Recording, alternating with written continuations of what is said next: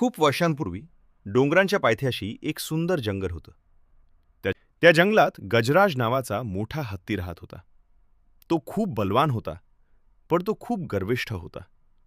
त्याच जंगलात वडाच्या झाडाजवळ चिंकी नावाची छोटी मुंगी राहत होती. एक दिवस हत्ती चालत चालत आला.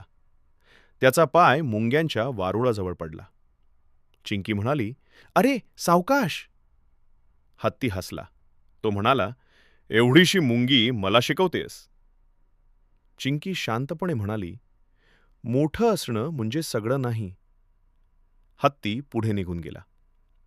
तो सशांना घाबरवायचा, हरणांना रस्ता बदलायला लावायचा.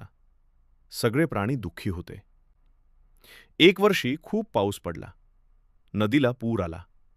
जंगलात चिखल झाला. हत्ती नदीकाठी गेला. त्याचा पाय घसरला. तो चिखलात अडकला.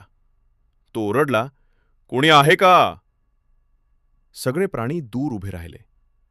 पण चिंकी पुढे आली. ती म्हणाली, "घाबरू नका, आम्ही मदत करू." हत्तीला आश्चर्य वाटलं. चिंकीनं सगळ्या मुंग्यांना बोलावलं. हजारो मुंग्या आल्या. त्या माती काढू लागल्या. ससा, हरिण, माकड आले.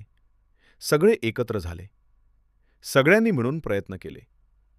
थोड्या वेळानं हत्ती बाहेर आला. हत्ती थकला होता.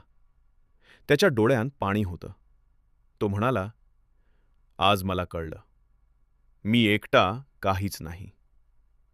हत्तीनं माफी मागितली. तो म्हणाला, "मी चूक केली. लहानांचाही आदर हवा." त्या दिवसापासून हत्ती बदलला. तो सगळ्यांशी चांगलं वागू लागला.